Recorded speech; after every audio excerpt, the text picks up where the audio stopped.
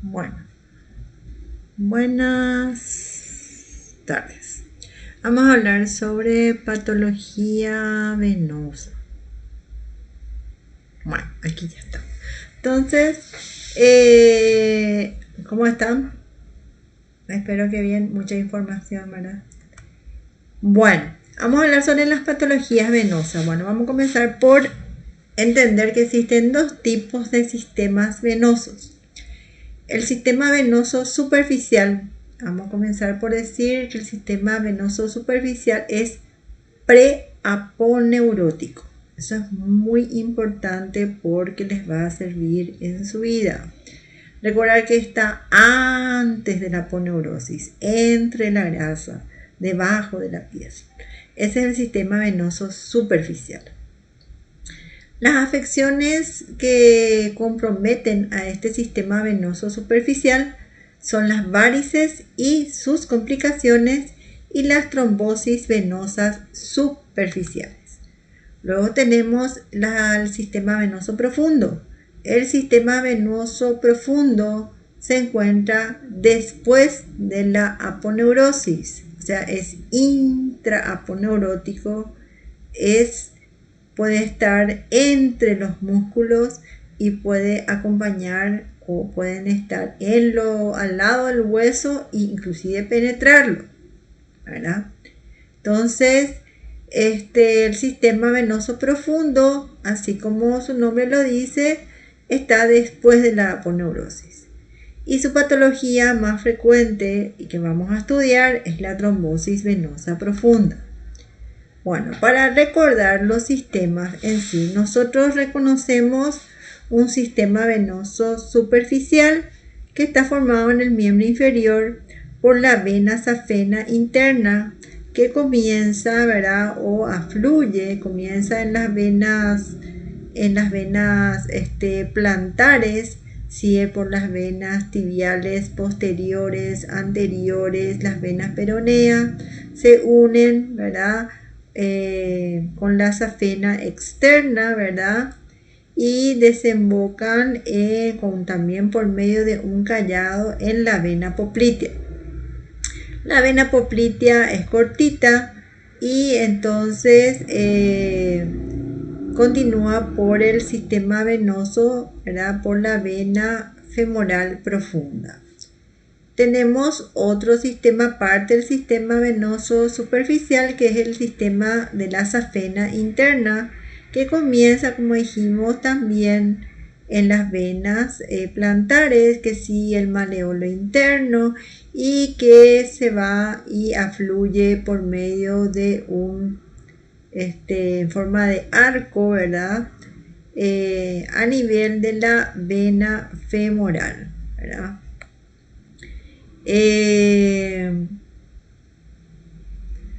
Este sistema superficial, ¿verdad? Y el sistema profundo están comunicados entre sí por unas venas que perforan la aponeurosis. Dijimos que uno es preaponeurótico y otro es intraaponeurótico. Entonces, para que el sistema superficial se comunique con el sistema profundo, debe atravesar o perforar la aponeurosis por medio de una vena que se llama vena perforante. ¿Qué es, verdad? La vena perforante comunica el sistema venoso superficial con el sistema venoso profundo, ¿verdad? Y la vena, existe otro sistema venoso que está dado por el sistema de las venas comunicantes. Las venas comunicantes comunican dos venas superficiales entre sí. Por ejemplo, existen varias venas comunicantes entre el sistema safeno interno y el sistema safeno externo. Entonces tenemos el sistema venoso profundo, el sistema venoso superficial compuesto por la safena interna y la safena externa, el sistema de las venas perforantes que perforan la aponeurosis o fascia y ponen en comunicación las venas superficiales con las venas profundas. Y después tenemos el sistema de las venas comunicantes que comunican dos sistemas superficiales o dos venas superficiales entre sí. ¿Sí? Bueno, entonces estas, como nosotros podemos ver acá, ¿verdad? Aquí vemos, este es el callado de la safena interna. Existen venas que afluyen al callado de la safena interna, ¿verdad? Que son la vena circunfleja ilíaca, la vena subcutánea abdominal, la vena pudenda interna. De ahí que cuando existe una enfermedad varicosa o una afectación varicosa por insuficiencia valvular, sobre todo de la válvula futial, estas venas también pueden volverse varicosas y así podemos tener varices en el abdomen, por ejemplo por la subcutánea abdominal y la circunfleja, y podemos tener varices vulvares a consecuencia de la dilatación de la vena pudenda interna. Bueno, vamos a continuar. El sistema de las perforantes es un sistema muy complejo, sobre todo a nivel de la pantorrilla. En el muslo se encuentra una vena perforante muy conocida, que es la vena hunteriana o vena del canal de Hunter, que comunica la vena safena interna con la vena femoral profunda. Sin embargo, ya, ¿verdad?, en la pantorrilla se han descrito más de 35 perforantes, ¿verdad? No todas son constantes. Sin embargo, existen perforantes constantes que se pueden ver en esta lámina, ¿verdad? Algunas perforantes afluyen en la vena safena externa, que es esta que vemos acá, ¿verdad? Y otras afluyen en las venas tibiales, ¿verdad? La vena tibial posterior, que nosotros vemos que sigue el trayecto, ¿verdad?, de la safena interna. Bueno, estas venas perforantes, como son de gran número, ¿verdad?, generalmente pueden también volverse insuficientes, ¿verdad? Tenemos que recordar que son venas que tienen válvulas y que al atravesar la aponeurosis y ponerse en comunicación con las venas profundas, tienen diferentes presiones, ¿verdad? Entonces, si una o más de estas venas perforantes se vuelve insuficiente, entonces la gran presión que existe en el sistema venoso profundo se va a trasladar al sistema venoso superficial y lo puede volver insuficiente. Otra cosa importante de esta localización, sobre todo de la mayor localización de perforantes a nivel de la cara interna, ¿verdad?, de la pierna o pantorrilla, es que en este lugar es donde existe la mayor presión, ¿verdad?, venosa y el mayor número de perforantes. Estos dos factores son importantes cuando las venas perforantes se vuelven insuficientes porque contribuyen al desarrollo de las úlceras varicosas.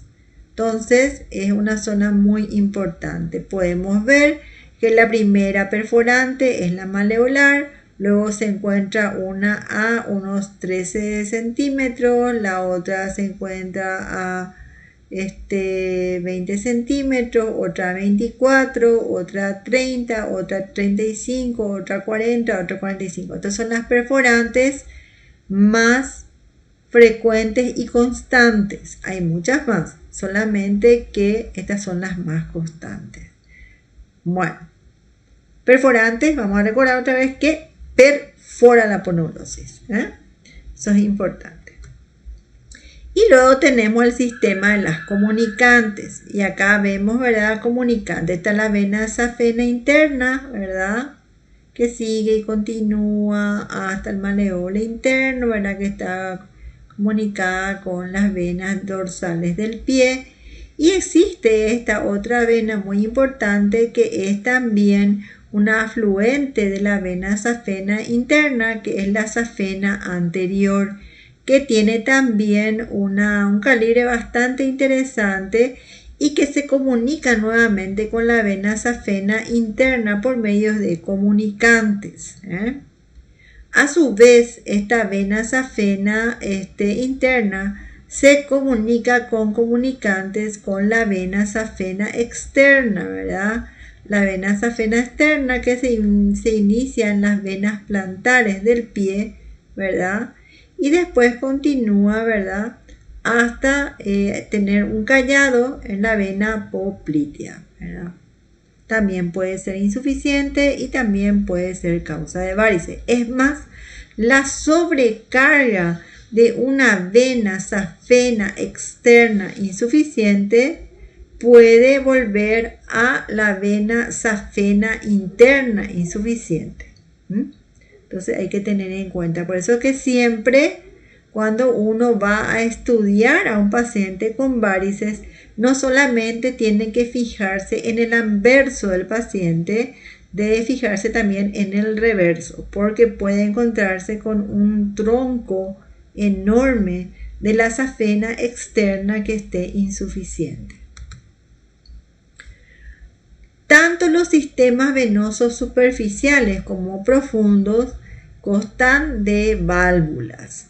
Debemos decir, ¿verdad?, que el sistema venoso superficial tiene un gran número de válvulas, ¿verdad? Estas válvulas van disminuyendo a medida que avanza hacia, ¿verdad?, a desembocar en las venas profundas, ¿verdad? Las venas profundas también tienen válvulas más espaciadas, tanto así que la última válvula se encuentra en la vena cava inferior como única válvula. Bueno, Glauco Bassi, ¿quién es? Glauco Bassi es un cirujano y fisiólogo vascular que describió el aparato homocinético venoso. Y él decía que una serie de fuerzas están encargadas de llevar a cabo el retorno sanguíneo al corazón.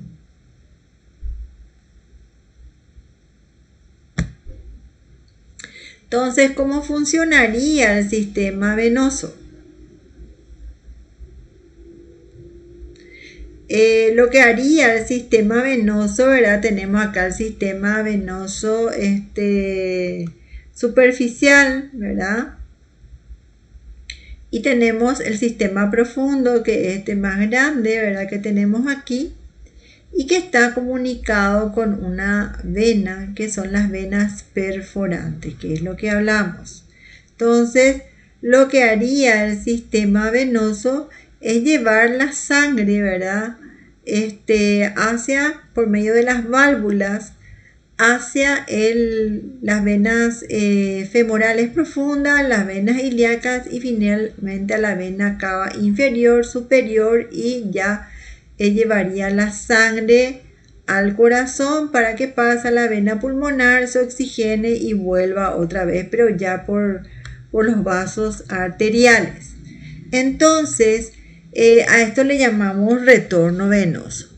El retorno venoso se realiza a través de un complejo mecanismo que se opone a las fuerzas centrífugas. ¿Y cuáles son esas fuerzas centrífugas o qué son esas fuerzas centrífugas? Uno es la presión hidrostática, o sea, nosotros estamos parados o de pie y la mayor presión se concentra cerca del suelo. Y después tenemos las condiciones hemodinámicas negativas que se pueden crear por medio de una maniobra valsalva, un estornudo o un esfuerzo, ¿verdad? Entonces lo que hace el retorno venoso por medio de estos mecanismos es oponerse a estas fuerzas centrífugas. La presión hidrostática, como dijimos, en un paciente que está en decúbito horizontal es mínima, ¿verdad? Porque es cero, está acostado y el paciente está en una sola posición. Sin embargo, al ponernos en posición de pie, estando en inmovilidad, el miembro se encuentra a más de el corazón se encuentra a más de 1 metro de distancia del suelo. Entonces la presión venosa, ¿verdad? Es negativa. Entonces lo que se tiene que, la presión mayor se encuentra a nivel del maleolo interno. ¿Cuáles son las condiciones hemodinámicas negativas aparte de la presión hidrostática? Y están ligadas a la estructura mismo del sistema venoso.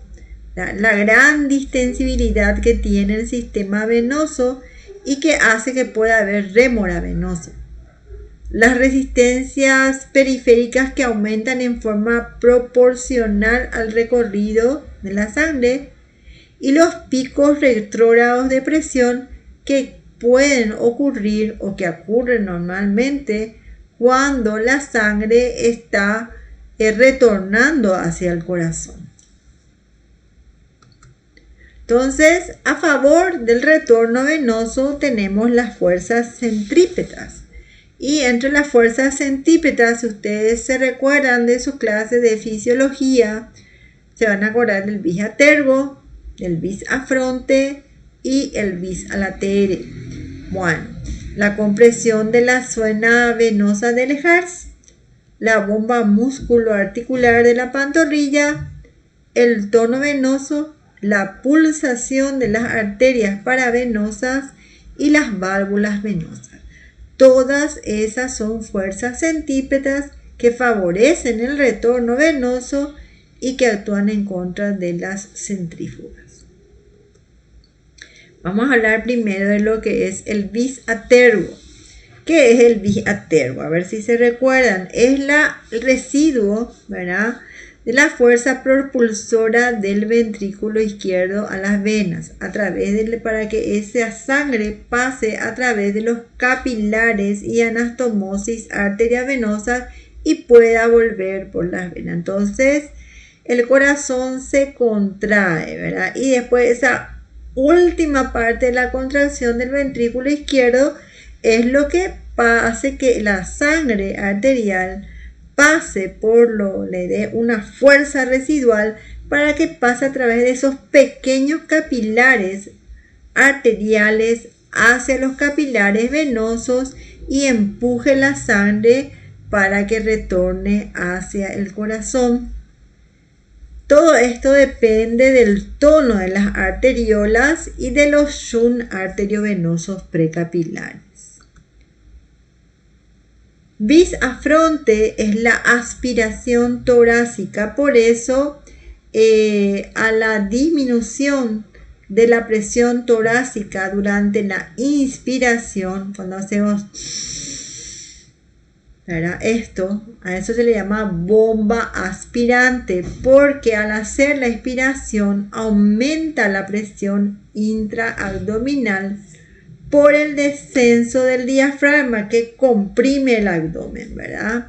Y esta compresión intraabdominal o aumento de la presión intraabdominal hacen que se vacíen o se expriman, ¿verdad?, los vasos desde las venas del abdomen, de las piernas y las colaterales del tórax y la sangre sea dirigida hacia el corazón. Existe otro factor que ayuda, que es una fuerza centrípeta, que es la compresión de la suela venosa del Ehlers, que muchos llaman corazón plantar. La suela del Ehlers es una suela, es una red venosa que se encuentra en la planta del pie, se encuentra situado entre la epidermis y la masa ósea subyacente. Entonces, cuando el pie va a caminar, ¿verdad?, se comprime esa suela venosa, ¿verdad? Y lo que hace es que al exprimirse esa suela venosa se provoca una presión, ¿verdad? Que estimula la circulación hacia el corazón. Luego tenemos el corazón periférico de Barrow. El corazón periférico de Barrow, ¿verdad? Aunque Harvey, que fue el que describió toda la circulación sanguínea, ¿verdad? Ya lo describió. Lo que hizo Barrow es darle importancia y decir que la acción de se ejerce específicamente cuando estamos en marcha. Y tiene dos fases, una fase de la contracción muscular y una fase de la relajación muscular. Durante la contracción muscular, los músculos, ¿verdad?, ejercen una compresión sobre las venas profundas. Esa compresión, ¿verdad?, hacen que las válvulas venosas distales se cierren en forma rápida y que las válvulas proximales se abran, ¿verdad? Ese es el primer efecto. De esa forma que hacen, exprimen la sangre, ¿verdad?, que está hacia la válvula proximal y previenen del reflujo al hacer que se cierre la válvula inmediatamente inferior.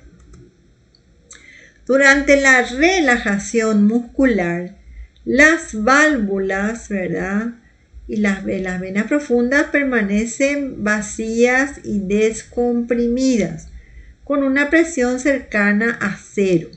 Entonces, aspiran la sangre en todas direcciones. ¿Qué quiere decir? Aspiran la sangre de las perforantes, aspiran la sangre de las venas que se encuentran profundas dispuestas entre los músculos y produce el cierre de las válvulas proximales y apertura de las distales para aspirar toda la sangre. Luego tenemos la bomba musculoarticular de la pantorrilla, que tiene una acción directa, ¿verdad?, y una acción indirecta, ¿verdad? La directa es sobre el sistema venoso profundo, porque al producirse la relajación, ¿verdad?, de la musculatura, se produce una compresión de la vena, haciendo que la sangre sea dirigida hacia el corazón, indirecta sobre el sistema venoso superficial, que mientras sucede esto, es aspirada la sangre desde el sistema superficial al sistema venoso profundo a través de las perforantes. Entonces es mucho más eficaz si las contracciones se suceden rítmicamente, o sea, durante una caminata fuerte o durante un trote. Entonces lo que hace es que la sangre, ¿verdad?, se dirija hacia el corazón y el aumento de la presión venosa puede alcanzar hasta 100 milímetros de mercurio. Luego tenemos el tono venoso. El tono venoso hace que la vena en sí conserve su forma cilíndrica habitual y que las válvulas estén coaptadas, ¿verdad? Una vez que se pierda ese tono venoso, la vena se dilata y las válvulas, al dilatarse la vena, se separan y quedan flotando prácticamente en la vena, volviéndose insuficientes. Entonces, el tono venoso puede tener estímulos locales y estímulos generales. Entre los estímulos generales se encuentra la inervación misma, ¿verdad?, simpática, que produce vasoconstricción. Por ejemplo, ahora que hace frío, es difícil, ¿verdad? Las venas son muy finas, a mí ni se me ven, yo tengo feroces troncos de venas. Y durante el calor sí es una vasodilatación, ¿verdad? Y después están los estímulos locales, que está dado por afectado por los metabolitos mismos, ¿verdad?, que se producen durante el ejercicio o el reposo y sobre la actividad metabólica. Entonces, esta vasodilatación que se puede producir una disminución del retorno venoso, mientras que la vasoconstricción produce una aceleración del retorno venoso. Luego tuvimos bis atergo, bis afronte y el bis alatere. El bis alatere está dado por la pulsación de las arterias paravenosas. ¿Qué quiere decir eso? Nosotros tenemos arterias y tenemos arterias pequeñas y de gran calibre. Cada arteria va acompañada de 2 venas. Cada vez que esa arteria late y se expande, está comprimiendo las paredes de esas venas para que se encuentran alrededor de la arteria. Y eso hace que también ayuda a que se desplacen la sangre orientada centrípetamente por medio del juego valvular que se dirige hacia el corazón. Luego tenemos nuestras válvulas venosas, ¿verdad?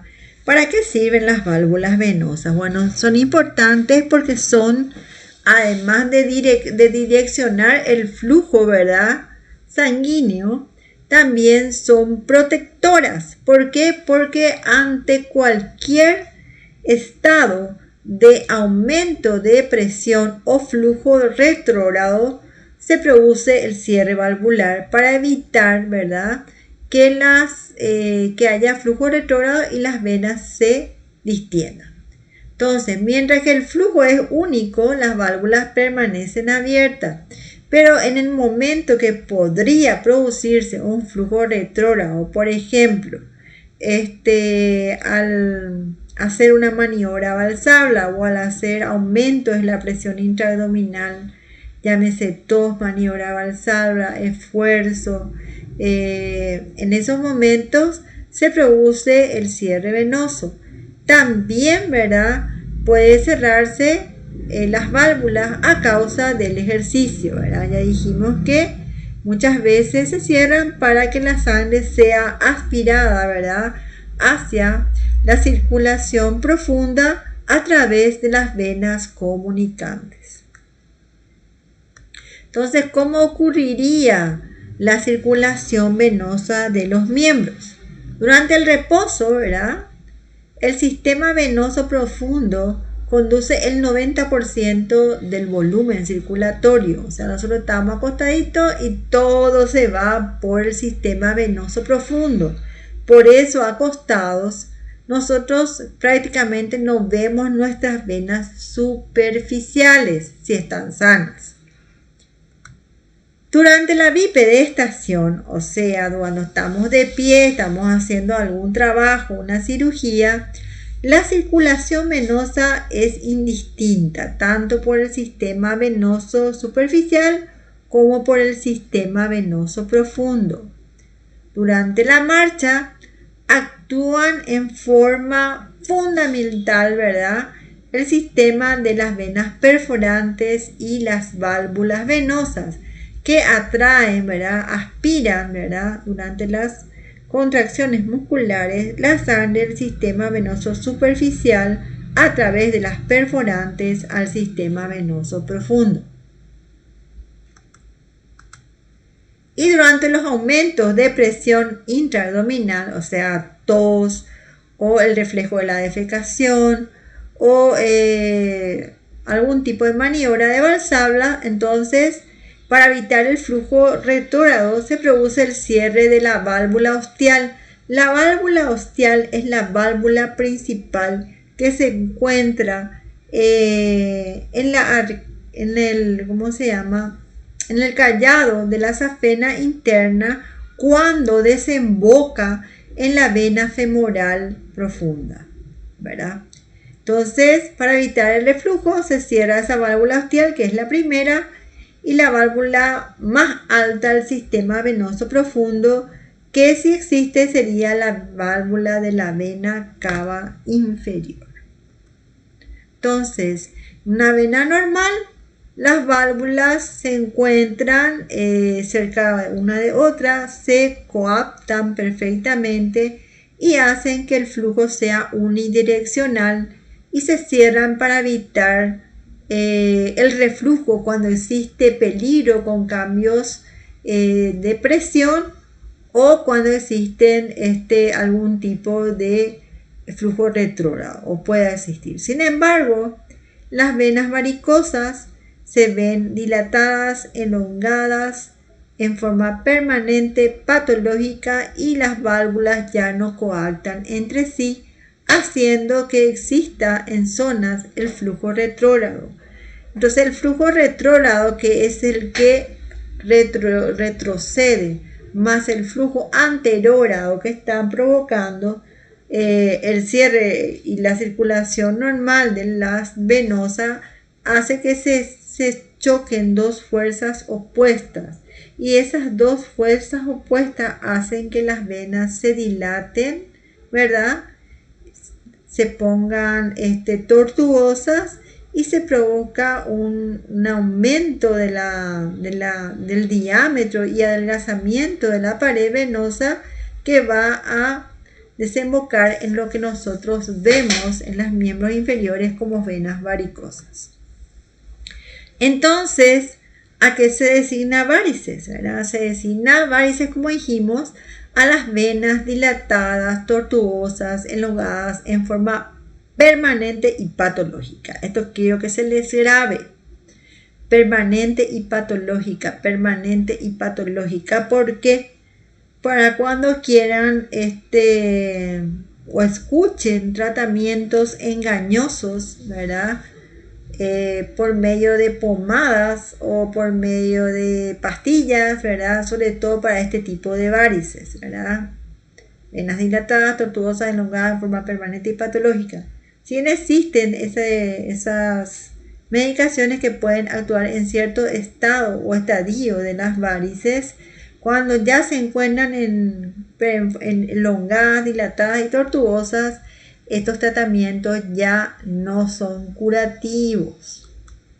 Entonces, las varices constituyen la enfermedad vascular más común. Son consideradas como uno de los tributos que el hombre ha pagado por caminar en forma de pie, ¿verdad? Y también es una herencia que tenemos nosotros, ¿verdad? La enfermedad vascular más común que hasta el albañil de la esquina de tu casa puede diagnosticar, ¿verdad? ¿Por qué? Porque es muy vistoso. Uno anda en short de repente con unas arañitas o varices así en descarada, y el que ve va a decir: ah, mira, esa señora tiene varices, ¿verdad? Entonces es una enfermedad común. Existen factores desencadenantes o agravantes. Los factores desencadenantes son aquellos directamente responsables de la aparición de esta enfermedad, porque provocan sobrecarga en el sistema venoso. Entre ellos se encuentran el sedentarismo, ¿verdad? La posición de sentado todo el día, ¿verdad? Porque al estar sentado todo el día, las venas comprimidas son las venas profundas, venas popliteas. Y al estar mucho tiempo de pie, la mayor presión hidrostática se encuentra en los tobillos. También está relacionado por los ciclos menstruales, porque sabemos que las hormonas, sobre todo la progesterona, produce vasodilatación. Entonces, tanto el embarazo como los ciclos menstruales en ciertos momentos del ciclo pueden producir vasodilatación venosa. Otros factores desencadenantes o agravantes son el sobrepeso, ¿verdad? Sobrepeso que, por supuesto, al aumentar la presión intraabdominal hace que haya flujo retrógrado. Al mismo tiempo, los anticonceptivos también, por ser aportantes de factores hormonales exógenos que producen vasodilatación. Y también el embarazo. El embarazo también por los aportes de hormonas, ¿verdad? Cuando existe cierta predisposición a tener varices, y por la compresión, ¿verdad? La compresión de la cabeza fetal sobre las venas ilíacas, lo que hace que al dilatarse las venas, las válvulas se vuelvan insuficientes por la dilatación causada por el encajamiento, ¿verdad? Cefálico del bebé.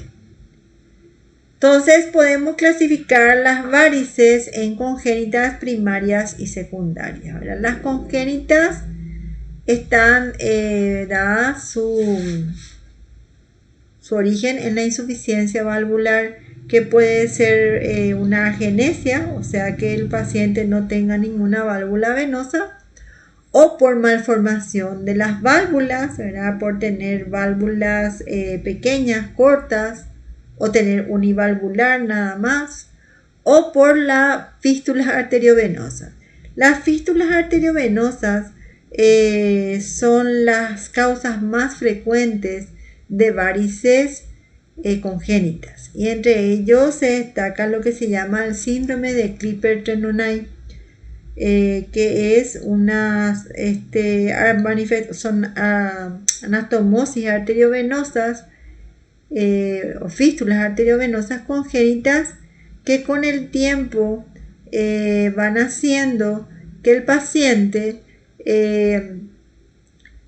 tenga un aumento de presión del sistema venoso superficial, también un aumento de flujo venoso, lo que hace que no se cierre el cartílago de crecimiento a tiempo y que ese miembro afectado crezca más de lo normal. Al mismo tiempo, el paciente desarrolla arañas vasculares que quedan como una especie de mancha vascular que se extiende en el muslo y puede también incluir parte de la pierna. También la aparición de varices, ¿verdad?, en el miembro afecto, que comienza generalmente en los niños como varices en el hueco popliteo, que es lo que tiene que llamar la atención al pediatra. Y posteriormente, ¿verdad?, esas varices pueden desarrollar todas las complicaciones, ¿verdad?, de la enfermedad varicosa, como úlceras, ¿verdad?, atrofia blanca, etc. También, si esas fístulas arteriovenosas se extienden hasta las venas ilíacas, el paciente puede tener también varices a nivel de órganos tan importantes en la mujer como ser el útero, ¿verdad?, y que puede traer problemas durante el parto. Bueno, luego tenemos las varices primarias, que ocurren bajo una base genética. O sea, mi mamá tuvo varices, mi abuelo tuvo varices, mi tío tuvo, yo tengo varices. O sea, una herencia no deseada. Generalmente estas varices se desarrollan cuando existe un factor predisponente para eso, que generalmente suele ser la sobrecarga o hipertensión venosa por cualquiera de los factores que hablamos anteriormente. Embarazos a repetición, sedentarismo, ortostatismo prolongado, por ejemplo en profesionales como nosotros, los médicos, o practicar deportes inadecuados o excesivos que produzcan microtraumatismos a nivel venoso, como ser la práctica en los gimnasios del step. Luego tenemos las varices secundarias, que generalmente son el resultado de una obstrucción postflevítica del sistema venoso profundo. Por eso se llaman varices secundarias. Esa obstrucción postflevítica puede ser traumática, por ejemplo, después de un traumatismo o fractura expuesta donde hubo lesiones de venas importantes. Se puede desarrollar una trombosis venosa profunda. Puede ser accidental por una lesión, por ejemplo, una vena profunda durante una cirugía de hernia, iatrogénica también puede ser. Otras causas pueden ser tumores, ¿verdad? Tumores que compriman las venas profundas y haya que una sobrecarga de las venas superficiales causando varices. También puede ser infecciones que pueden causar trombosis, tumores que pueden causar también trombosis neoplásicas, y fístulas arteriovenosas adquiridas. Entonces son la enfermedad de Klippel-Trenaunay, que estábamos hablando de las varices que se suelen ver en pacientes en el músculo y hueco popliteo.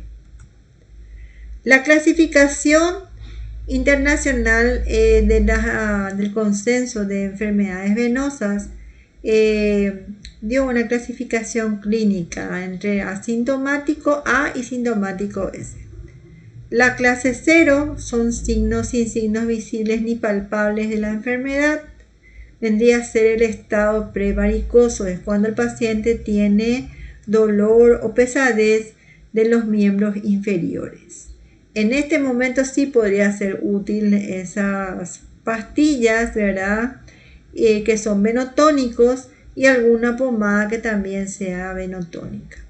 La clase 1 son las telangiectasias, que son las arañitas famosas, o las venas reticulares, que son venas ya normales pero dilatadas.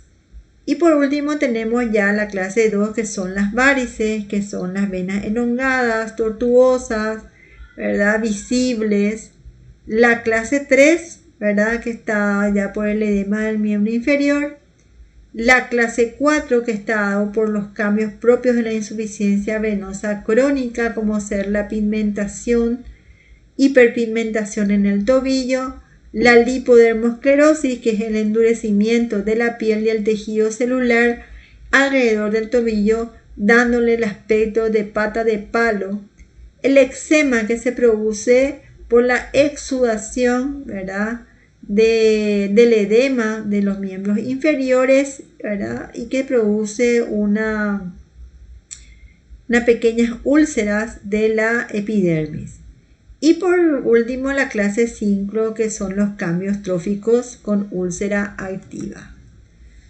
Según la etiología, ya dijimos que se clasifican en congénitas, primarias, ¿verdad?, que son las varices esenciales, que son las más frecuentes, y secundaria a etiología conocida como ser la postrombótica o postraumática.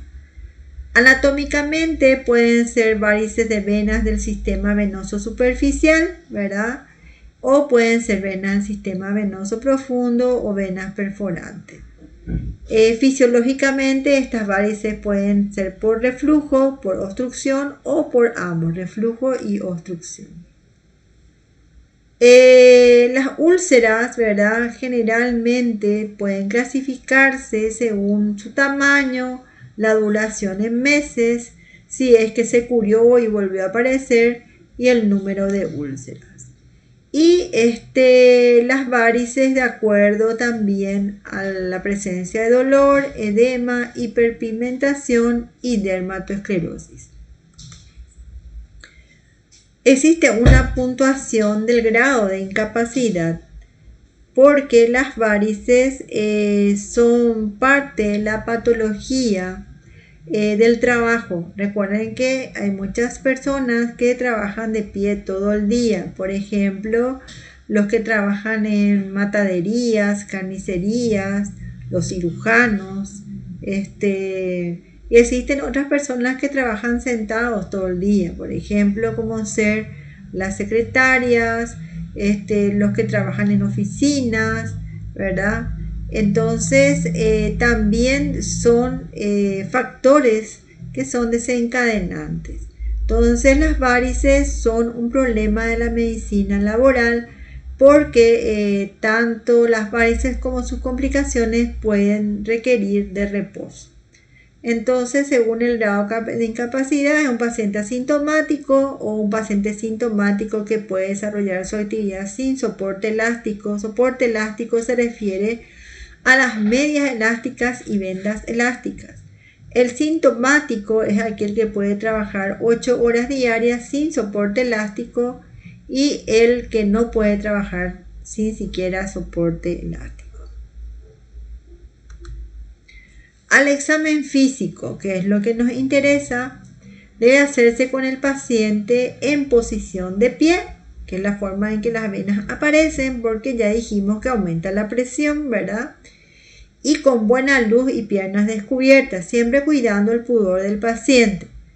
De un examen simple, ¿verdad? El médico se puede detectar fácilmente la presencia de varices y solamente necesita de medios auxiliares diagnósticos cuando quiere descartar otros orígenes. Entonces se le sube un banquito al paciente, así como se ve, y podemos ver a una paciente que presenta sus piernas normales, o podemos ver una paciente que presenta varios estadios de una misma enfermedad.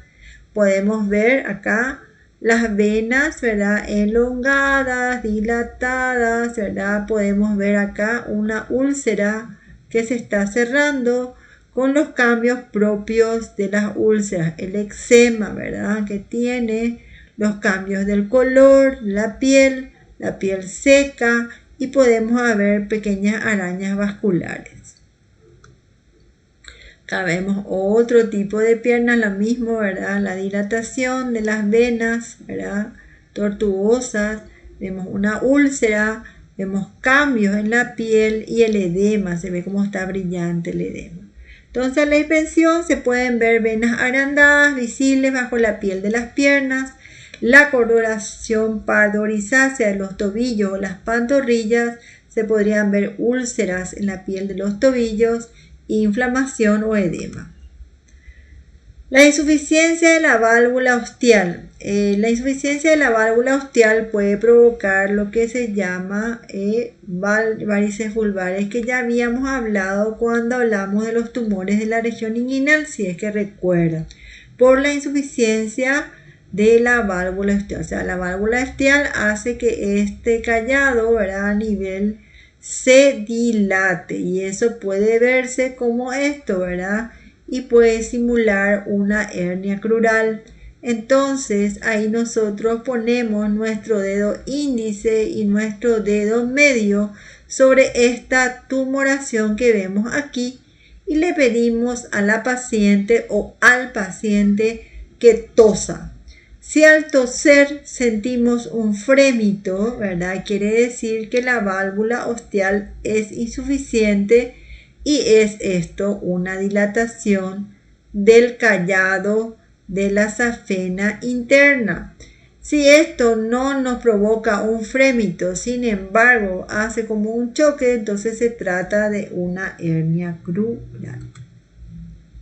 Como ya dijimos, ¿verdad?, podemos ver en una misma paciente diversos estadios de la misma enfermedad. Eso es clásico en las enfermedades vasculares periféricas y en las enfermedades venosas. Entonces acá podemos ver arañas, arañitas, arañotas. Acá vemos venas reticulares, pues estas son venas normales pero que no están dilatadas. Acá vemos un bulto que puede ser una perforante insuficiente. Acá vemos otra vez arañitas. Acá vemos ya lesiones, ¿verdad?, como edema. Tenemos ya cambios de coloración de la piel. Tenemos una úlcera activa. Tenemos varices en la rodilla, ¿verdad? Acá ya tenemos una secuela de una trombosis venosa profunda, ¿verdad?, con el pie casi elefantiásico. Y acá tenemos un paciente con varices múltiples, ¿verdad?, tanto del sistema safeno interno como del sistema safeno externo, perforantes, insuficientes, pero no se ve úlceras.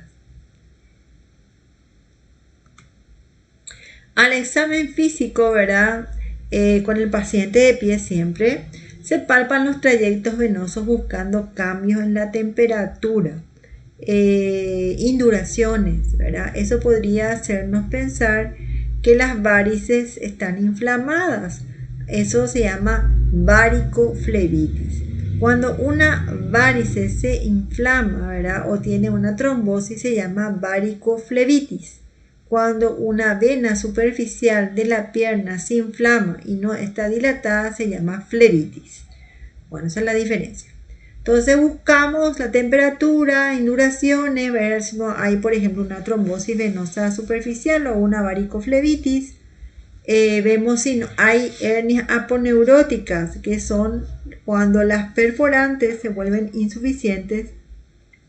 El orificio por donde pasan se dilatan también en forma crónica. Entonces, al palpar la pierna nos va a dar la impresión de que estamos atravesando la aponeurosis. No es la impresión, es que atravesamos la aponeurosis, ¿verdad?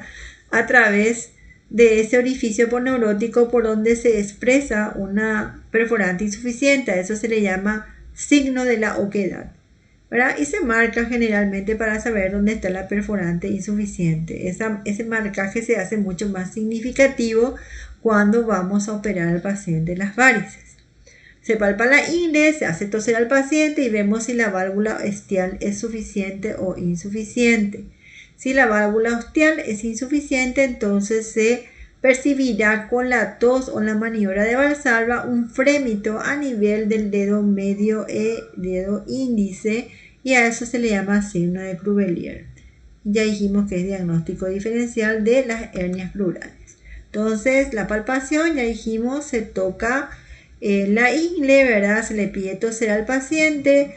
Luego se van localizando las perforantes y se toca las venas para ver si no hay ningún cambio de temperatura, induración o signo de la oquedad.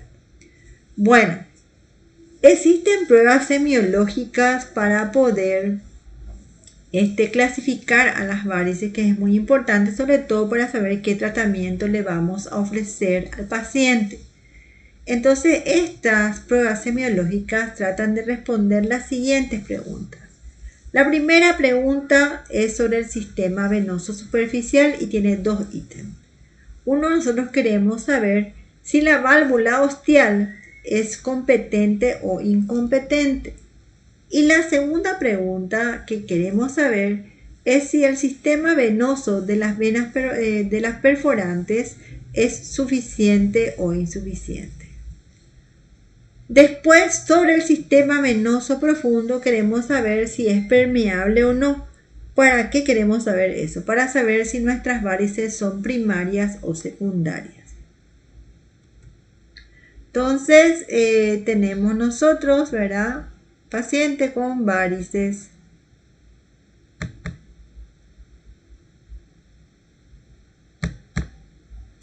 Quería mostrarle un video, pero parece que no voy a poder.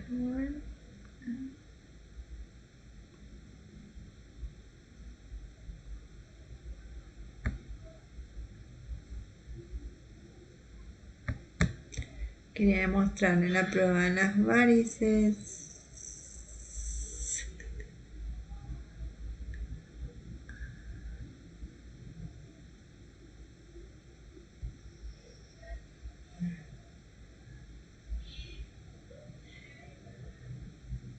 No. Bueno.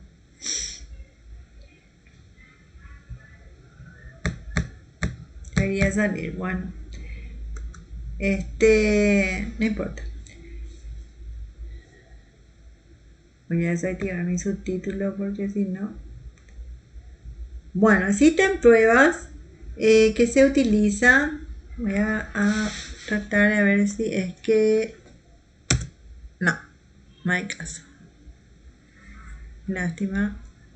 Bueno, existen pruebas que se utilizan para las varices, ¿verdad? Les puse solamente, esto es una publicación, y fíjense, el año 1948 de los Anales de Cirugía, que dice simplificación en el diagnóstico de las venas varicosas. Y miren quiénes aparecen acá.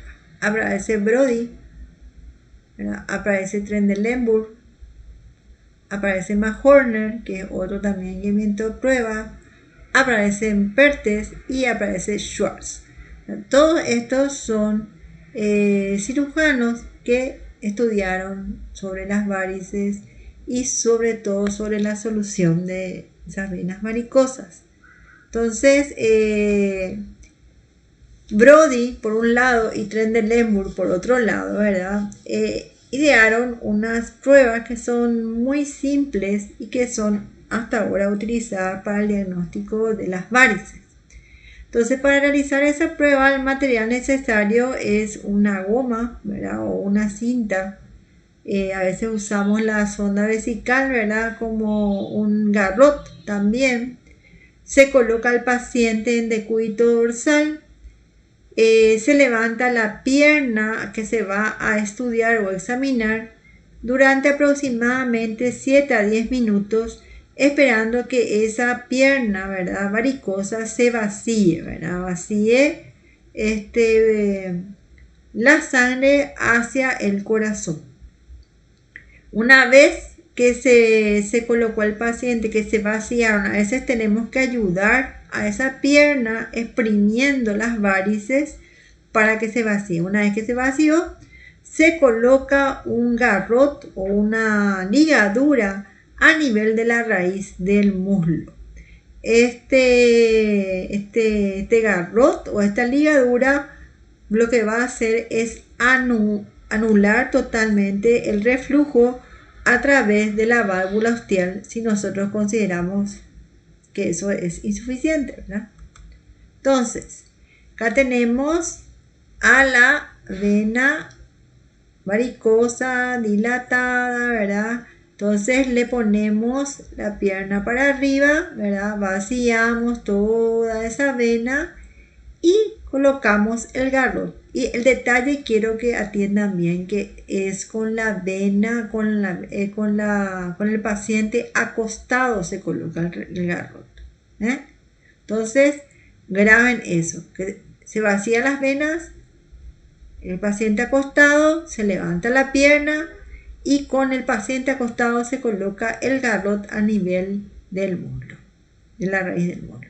Luego se le pide al paciente que se ponga de pie con el garrot puesto.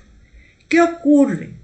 Ocurre, ¿verdad?, que aquí no aparecen las varices, pero aquí, ¿verdad?, por encima del garrot se puede ver, ¿verdad?, a la vena safena interna dilatada, a veces formando un bulto, ¿verdad?, o inclusive si la válvula ostial es muy grande y es muy insuficiente, se forma como un bulto aquí en la cara interna cerca de la ingle, ¿verdad?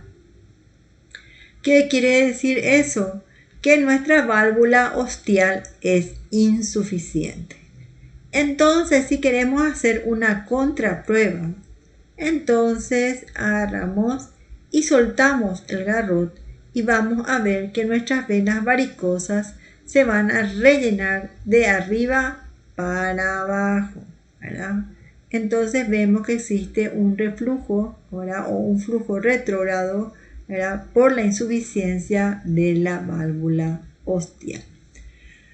La segunda pregunta que vamos a respondernos era si el sistema perforante es suficiente o no, ¿verdad? Entonces, lo que hacemos es la misma cosa. Tenemos al paciente con las varices cargadas. Ponemos al paciente acostado en decúbito dorsal, le pedimos que levante la pierna, esperamos de 7 a 10 minutos a que esa sangre que está contenida dentro de esas varices se vacíe, ¿verdad? Y en ese momento le ponemos el garrot. Luego, con el garrot puesto, le pedimos al paciente que se ponga de pie. Y observamos lo siguiente, que las varices se van llenando, ¿verdad?, rápidamente de abajo para arriba. ¿Por qué? Porque las perforantes son insuficientes, ¿verdad? Entonces la sangre del sistema venoso profundo afluye hacia el sistema venoso superficial a través de venas perforantes que están con válvulas insuficientes. Entonces vemos que se llena la vena safena interna rápidamente de abajo para arriba, ¿verdad? Pero también podemos ver que se llene también la parte de arriba, como habíamos visto cuando la válvula ostial sola era la incompetente, ¿verdad? Entonces, volviendo a la anterior, cuando, ¿verdad?, esta prueba de Brodie-Trendelenburg nos muestra que es insuficiente la válvula ostial, es una prueba de Brodie-Trendelenburg una vez o una cruz positiva. Cuando tenemos solamente también insuficiencia de las perforantes, que es lo que provoca las varices, también tenemos una prueba de Brodie-Trendelenburg una vez positiva para la insuficiencia de las perforantes. Pero ¿qué pasa si además de tener las perforantes insuficientes, nosotros vemos que aquí se abulta, ¿verdad?, el callado de la safena interna formando un bulto, y soltamos este garrot y las venas de la safena interna se dilatan muchísimo más, se enrojecen, ¿verdad? Entonces podemos hablar que tenemos una prueba de Trendelenburg doblemente positiva. ¿Por qué? Porque son insuficientes las venas perforantes y también es insuficiente la válvula ostial. Bueno, espero que hayan entendido. Entonces, vuelta otra vez, cuando son insuficientes tanto la válvula ostial como las perforantes, tenemos una prueba de Brodie-Trendelenburg doblemente positiva. Luego tenemos que responder a la siguiente pregunta: ¿es el sistema venoso profundo permeable? Y para esto vamos a utilizar una prueba que se llama prueba de Delvet. ¿Qué hace la prueba de Delvet? La prueba de Delvet tiene una variante que no podemos usar cuando tenemos perforantes insuficientes también. En este caso, ¿verdad?, si nuestras perforantes son insuficientes, tenemos que localizarlas y tenemos que ponerle un garrot también por debajo. O sea que esta puede ser una prueba que necesite de varios garrots. Bueno, vamos a suponer que solamente la insuficiencia es a nivel de la válvula ostial y queremos saber si nuestro paciente tiene su sistema venoso profundo permeable. Primera diferencia con la prueba de Brodie-Trendelenburg es que el garrot nosotros le vamos a poner con las varices cargadas y el paciente de pie. No es que vamos a acostar al paciente, vaciar las varices y después colocarle el garrot. No. Así con las varices feas, cargadas, ingurgitadas, ¿verdad?, así le ponemos el garrot en la raíz del muslo, ¿verdad? Y le atamos. Y le pedimos al paciente que camine, ¿verdad? Que camine, ¿no? Puede ser por la sala de cirugía o que dé la vuelta a través del consultorio si está con usted en un consultorio. Si el sistema venoso profundo es permeable, al caminar, toda esa sangre venosa debería pasar al sistema venoso profundo y las varices tendrían que disminuir o desaparecer.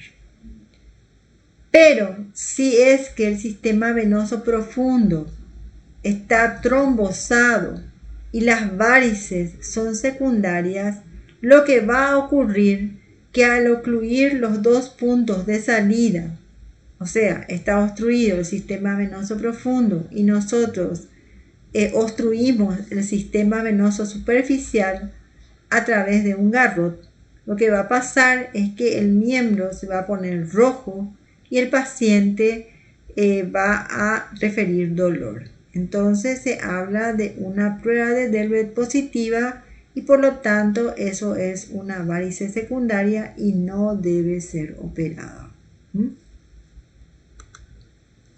¿Cuáles son las complicaciones de las varices? La primera complicación de las varices es la hemorragia. La hemorragia es la que produce un escándalo en las urgencias. ¿Por qué? Porque el paciente llega sangrando de su casa. Generalmente puede ocurrir en forma espontánea por el adelgazamiento de la piel, que prácticamente es un pergamino, ¿verdad?, por debajo, o sea, por encima de la varice, y con un roce eso hace que esa vena se drene al exterior y se provoca una hemorragia gravísima, ¿verdad? Entonces, grande por el sentido de que es muy impresionante, ¿verdad?, por la presión venosa que tienen las varices. Entonces llega a la urgencia, ¿verdad? Lo que hay que hacer es acostar al paciente, levantar el miembro por encima de la línea, ¿verdad?, del corazón, y con eso para la hemorragia, ¿verdad? Luego hay que ponerle una gasa y hacerle un vendaje compresivo con una venda elástica, ¿verdad? Para varices no hay que coser, jamás se cose una vena que sana, porque es una vena enferma. Entonces, ¿qué va a pasar? Se va a romper, se va a romper la piel, se va a romper la vena y se va a provocar una úlcera. Entonces lo que hay que hacer es solamente comprimir, levantar la pierna, comprimir, hacer el vendaje compresivo y enviarle para su tratamiento a un cirujano vascular. La tromboflebitis varicosa, que ya dijimos que es la varicoflebitis, puede ocurrir a causa de un traumatismo, ¿verdad?, a nivel de las varices, ¿verdad? Y el tratamiento es solamente un tratamiento local, ¿verdad?, y con flebotónico. No necesita de anticoagulante ni reposo, porque es una trombosis de una vena superficial. El edema de miembro inferior se suele ver sobre todo en los pacientes que tienen varices grandes, ¿verdad?, y que tengan mucho tiempo de pie. La pigmentación de la piel es atribuida a la permeabilidad de la vena adelgazada, que tiene micro, digamos, rupturas por las cuales salen eritrocitos que finalmente mueren en el tejido celular subcutáneo y liberan sus pigmentos, haciendo que esa zona donde está la hiperpigmentación tenga un aspecto ocre o marrón. La atrofia blanca se produce generalmente por los edemas sucesivos, ¿verdad?, del miembro inferior, que produce una atrofia del tejido celular subcutáneo. El eczema varicoso generalmente ocurre cuando el edema, ¿verdad?, a través del orificio de la piel apergaminada pierde líquido, esa zona que se exulceró, digamos, se infecta, y generalmente, como una zona húmeda, se sobreinfecta con hongos y eso da picor y secreción otra vez. La lipodermatoesclerosis es la atrofia blanca más la adherencia de la piel y el tejido celular subcutáneo prácticamente a la aponeurosis, lo que le da el aspecto al paciente de tener una pata de palo. Y las úlceras venosas finalmente es la pérdida de sustancia de la piel, que sucede generalmente a nivel del maleolo interno. Se dice que en la profundidad de una úlcera venosa siempre hay una perforante insuficiente. Por eso es que los tratamientos locales solamente, aunque logren, ¿verdad?, hacer que cicatrice la úlcera, no son el tratamiento definitivo para la úlcera venosa. El tratamiento definitivo es la safenectomía y la ligadura de las perforantes. Entonces aquí tenemos diferentes, ¿verdad? Tenemos acá, por ejemplo, una varicoflebitis, o sea, una vena que se trombosó. Tenemos una úlcera, acá tenemos otra úlcera varicosa por el eczema, ¿verdad? Acá tenemos un eczema también, ¿verdad? Con atrofia blanca. Después, otras de las complicaciones del sistema venoso, ¿verdad? Es la trombosis venosa profunda. Bueno, ¿qué es la trombosis? Trombosis, como definición, es la coagulación intravascular dentro de la red venosa. La trombosis venosa superficial, ya dijimos que es de una vena superficial. Y la trombosis venosa profunda son de las venas profundas intraaponeuróticas. Por ejemplo, una trombosis venosa superficial vendría a ser esta, ¿verdad? Una vena debajo de la piel que se trombosa, ¿verdad? Aquí también tenemos otra vena superficial que se trombosa. O en el caso, por ejemplo, de pacientes encamados en los cuales se hizo, por ejemplo, múltiples funciones de venas superficiales, podemos tener una trombosis o una tromboflebitis superficial que generalmente suele ser química, ¿verdad? La que obstruye las venas. También hay que recordar la trombosis migratoria de Trousseau que se suele ver en pacientes con cáncer, sobre todo cáncer de páncreas o cáncer de estómago. ¿Qué es la trombosis venosa profunda? Acá vemos bien que es el aumento del miembro, ¿verdad? En comparación con el miembro sano, ¿verdad? Esto es una trombosis venosa profunda, ¿verdad? Esta es una trombosis venosa profunda bien caracterizada, porque tenemos que saber que también a la trombosis venosa profunda se le llama el asesino silencioso, que muchas veces se diagnostica solamente cuando se complica con una embolia pulmonar mortal y en la autopsia se encuentra que el paciente tenía una trombosis venosa profunda que desprendió un émbolo. La trombosis venosa profunda en los miembros inferiores usualmente se inicia en las piernas y sobre todo en los repliegues, ¿verdad? Estos repliegues, ¿verdad? Y en las cúspides valvulares, ¿verdad? Estos son los lugares donde se producen los trombos, ¿verdad? Los trombos es cuando están adheridos a la pared y una vez que una parte del trombo se suelta, se convierte en un émbolo y eso es lo que va a ir hacia los vasos pulmonares. Entonces, los repliegues o cúspides valvulares, ¿verdad?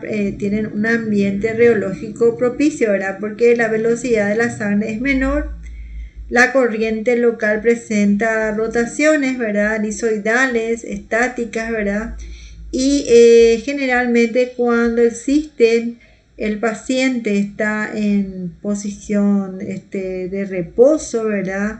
Y toda la circulación va por la circulación venosa profunda y exista, por ejemplo, algún tipo de factor como ser, por ejemplo, la hipercoagulabilidad o la deshidratación, y a eso se le une una maniobra de Valsalva, puede hacer que un flujo retrógrado de sangre choque con un flujo anterógrado, activándose así los proscoagulantes, ¿verdad? Los factores de coagulación y formar así un trombo. ¿Cuáles son las partes de un trombo? El trombo tiene lo que se llama la cabeza, que es la parte inicial, que es adherente, que se encuentra generalmente adherido, como dijimos, a la cúspide valvular. Luego tiene un cuerpo que también es adherente lateralmente a la pared venosa en forma completa o parcial dependiendo del tiempo de evolución, y la cola, que es fluctuante y libre en la corriente sanguínea distal y proximalmente está unido al cuerpo. Generalmente es mixto, está compuesto tanto de elementos figurados en la sangre, ¿verdad?, como por una red de fibrina. Virchow, ¿verdad?, estableció, ¿verdad?, la tríada de factores predisponentes para la formación de una trombosis venosa profunda. Primero es la lesión endotelial, luego es la éstasis venosa y la hipercoagulabilidad. Bueno, la lesión endotelial podría producirse por varias causas. Una de ellas podría ser un traumatismo, pero también el estado del paciente en reposo, ¿verdad?, sumado a una éstasis sanguínea, puede provocar una lesión endotelial porque estar la sangre en contacto muy prolongado con la pared venosa puede provocarle un proceso inflamatorio. La éstasis venosa hace que la sangre se vuelva más espesa y que pueda coagular. Esto puede estar agravado por un encamamiento, por ejemplo, y una deshidratación. Y la hipercoagulabilidad se puede ver ya mismo a pacientes. El estado de hipercoagulabilidad puede ser un estado patológico o puede ser un estado predispuesto, como dijimos, a pérdidas grandes de líquido, deshidratación, ¿verdad?, o otro estado patológico del paciente como una policitemia, por ejemplo. El origen del trombo, las venas de las pantorrillas o intramusculares son las más frecuentes, siguiéndole las venas soleares, ¿verdad?, las venas del sóleo. Son prácticamente venas muy dilatadas que no tienen prácticamente desarrollada la pared venosa. Prácticamente el músculo le hace parte de la pared venosa. La vena tibial posterior no es muy frecuente, tampoco la vena femoral profunda, sí, la vena femoral común y las venas ilíacas. Las trombosis venosas profundas de los miembros inferiores se clasificaron en proximales y distales. Las distales son las infrapoplíteas y las proximales son las que incluyen las venas poplíteas y situadas por encima de ellas. Las distales son las más frecuentes, son las más traicioneras porque pueden pasar desapercibidas, ¿verdad?, y son las que pueden provocar la embolia pulmonar. Las proximales son de diagnóstico más fácil, generalmente producen dilatación de todas las venas, ¿verdad?, y pueden presentarse de dos formas que vamos a hablar. Entonces, estas son diferentes. Por ejemplo, esta es una trombosis superficial. Está la trombosis de las venas de las pantorrillas. Esta es la trombosis de las venas de las pantorrillas más parte de la vena femoral superficial. Y esto ya es una trombosis tanto del sistema venoso profundo como el superficial, llamado flegmasia cerúlea. Bueno, vamos a hablar primeramente de la flegmasia alba dolens.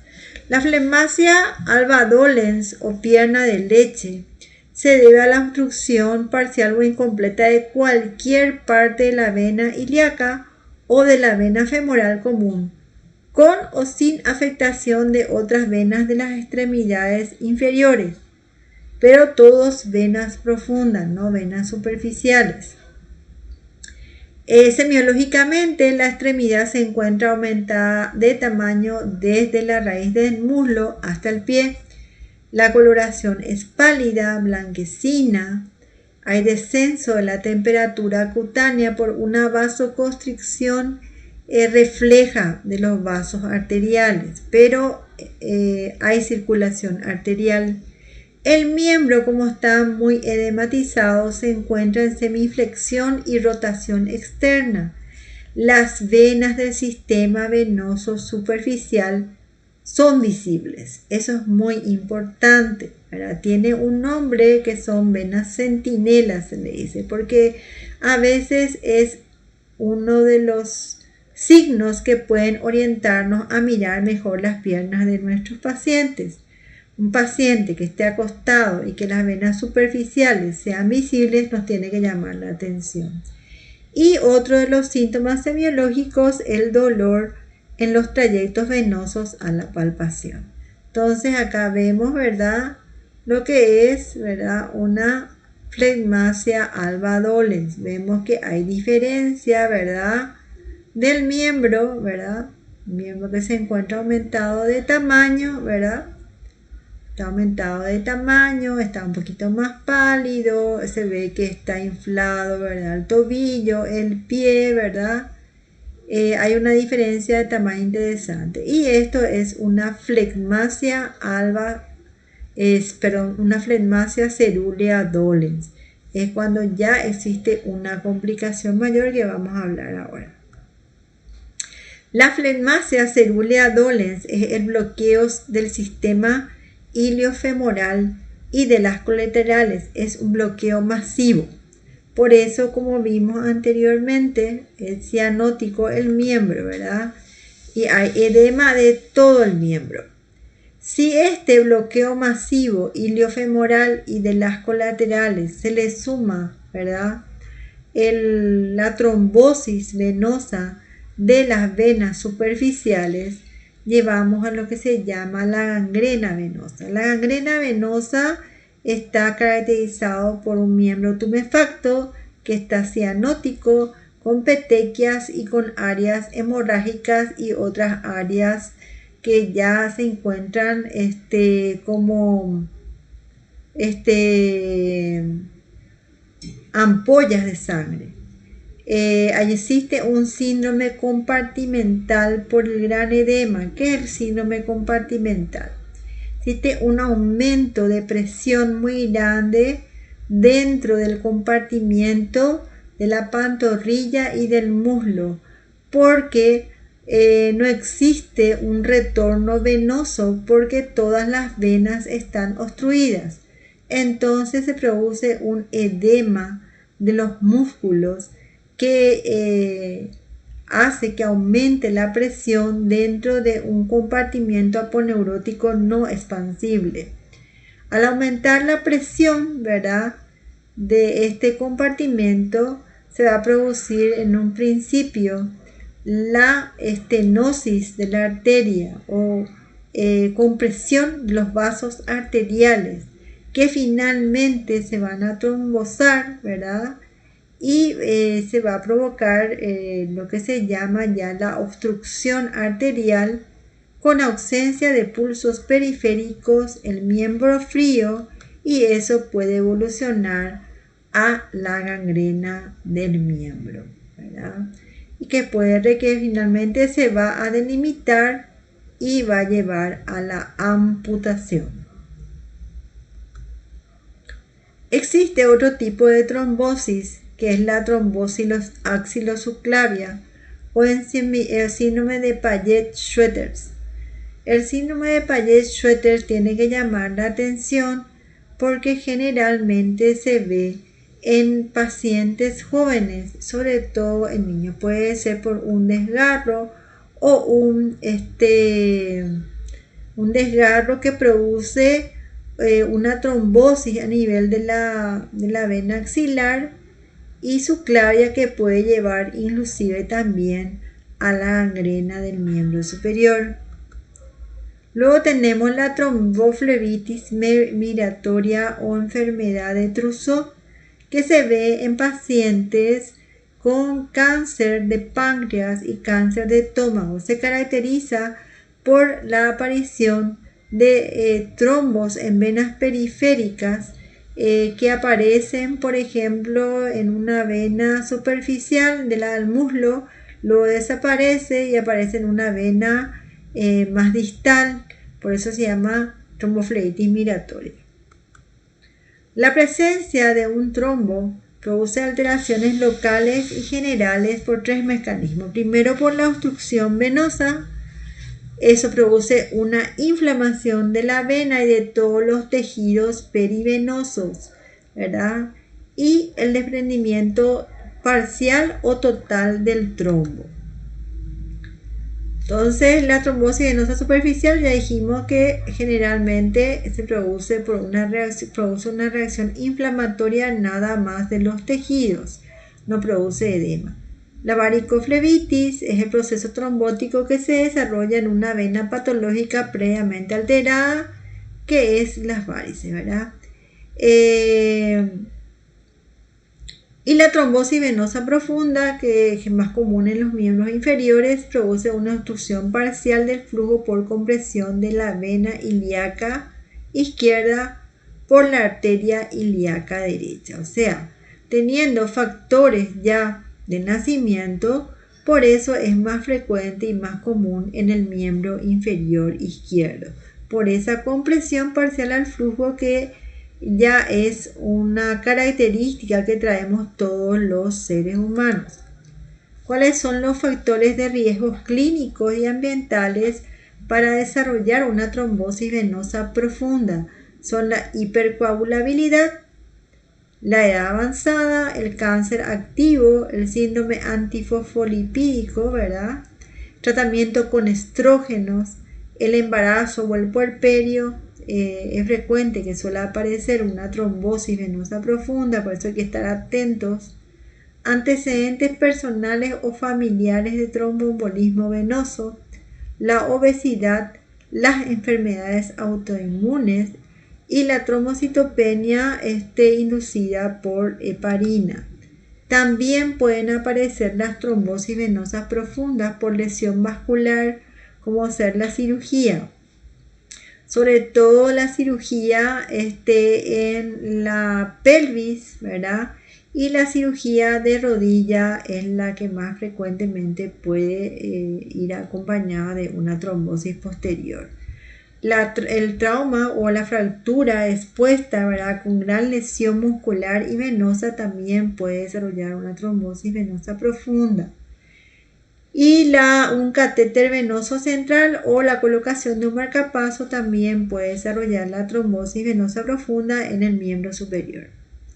La éstasis venosa o inmovilización, ¿verdad?, hospitalización por enfermedad médica aguda, como ser un encamamiento mayor de 5 días, residencia en un lugar de ancianos donde nadie les controla, o viajes de larga distancia que duran más de 4 horas y en el cual el paciente no se levantó, paresia o parálisis. Bueno, todos estos factores de éstasis o inmovilización, si nosotros nos podemos a pensar, tiene mucho que ver porque eliminamos los factores de protección o de las fuerzas centrífugas, como ser, ¿verdad?, cuando uno está acostado, ¿verdad?, uno elimina la suela de Leyers, elimina el corazón de barro y elimina también el bijatergo, por no hacer inspiraciones profundas, ¿verdad?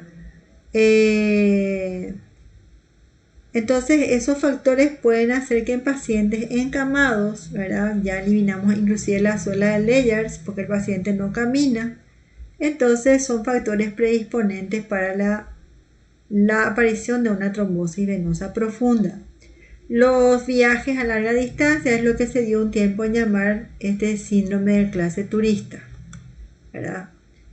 Los factores de riesgo hereditarios, ¿verdad? El factor de 5 de Leiden, ¿verdad?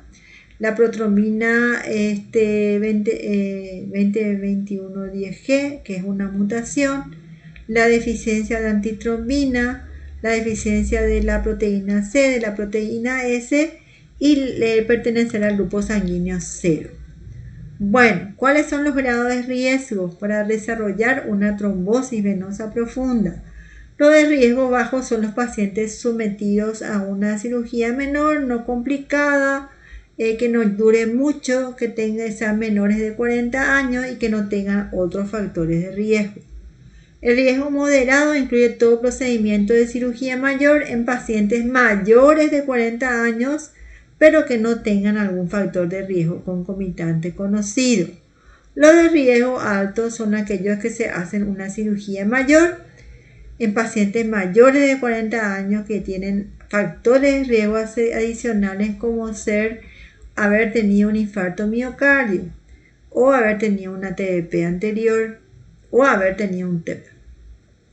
Y de riesgo muy alto son las cirugías mayores de 40 años con enfermedad tromboembólica previa o con neoplasias y que tengan que hacerse una cirugía ortopédica. Entonces, todos estos pacientes son de alto riesgo.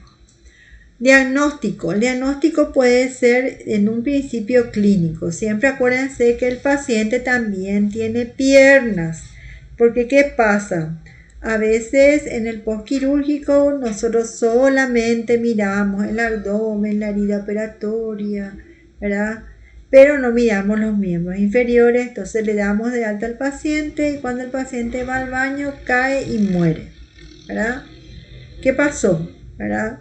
Le alzan del baño, le ponen una cama y ahí se dan cuenta que uno de los miembros inferiores estaba más aumentado de tamaño que el otro.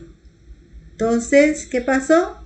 Se tragaron una trombosis venosa profunda. Por eso acuérdense que el examen físico que ustedes tienen que grabarse en la cabeza tiene que ser sistemático y tiene que ser siempre de la misma forma para que no se les pase las cosas.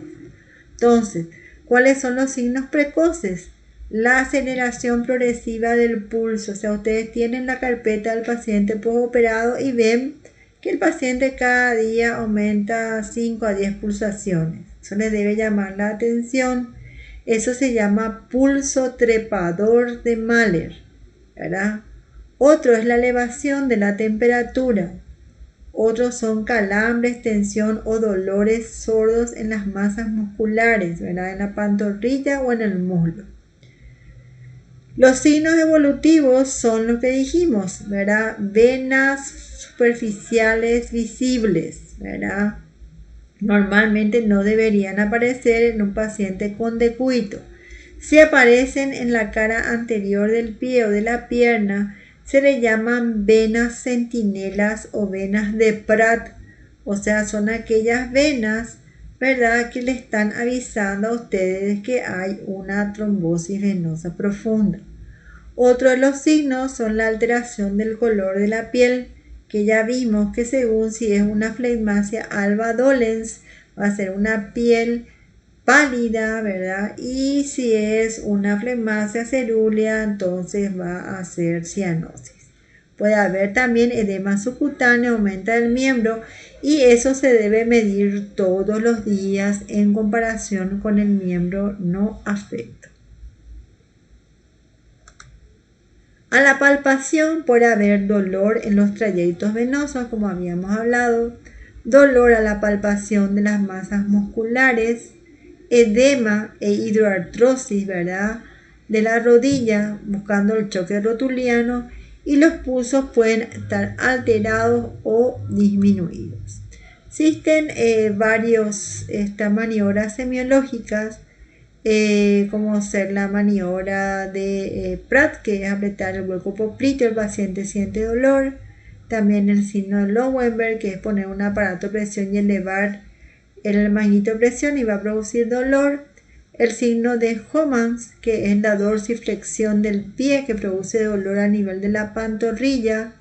Está lo que nosotros llamamos el Homans sensibilizado, en el cual hacemos la dorsiflexión del pie y apretamos la masa muscular de la pantorrilla, que produce dolor. El signo de Peyer, que es el dolor a comprimir, ¿verdad?, la planta del pie. Son signos de menores importancia, pero si salen positivos, por supuesto que siempre ayudan. A pesar de todo eso, ¿verdad?, de todos esos signos y de la observación, a veces muchas de estas trombosis venosas profundas no son diagnosticadas y debutan con una embolia pulmonar que puede ser mortal. El síndrome de la clase turista, ¿verdad?, que es lo que me quería referir, es un síndrome que se hizo famoso, ¿verdad?, en 1977, cuando pudieron identificarse a 8 pacientes que tras un viaje en avión en clase económica quiere decir que tu rodilla choca sea, uno no puede extender las piernas, la rodilla choca por el asiento del que está adelante, ¿verdad? Por supuesto, si tenés un vuelo que es muy de 14 horas y el paciente está en la misma posición sin poder levantarse, ¿verdad? Puede desarrollar una trombosis y puede morir posteriormente de un tromboembolismo pulmonar. Eso ya fue descrito por Homan, ¿verdad? La posible relación entre los viajes de avión y el tromboembolismo pulmonar. Entonces siempre se les pide a los pacientes que en vuelos largos se levanten. Bueno, existe una probabilidad clínica de pretest para ver si un paciente puede desarrollar una trombosis venosa profunda. Son todos, como siempre vemos, escalas, ¿verdad?, de puntuación. El cáncer activo le agrega un punto, la parálisis e inmovilización reciente de un miembro, como por ejemplo por un accidente, le agrega un punto.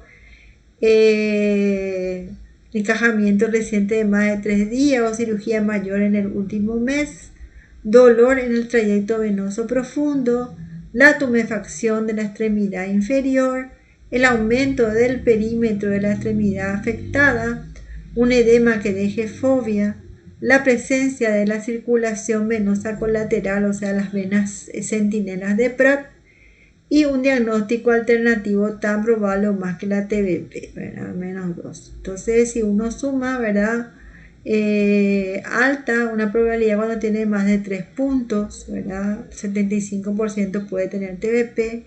Intermedia si es 1 a 2 puntos y probabilidad baja es de menos de 0 puntos.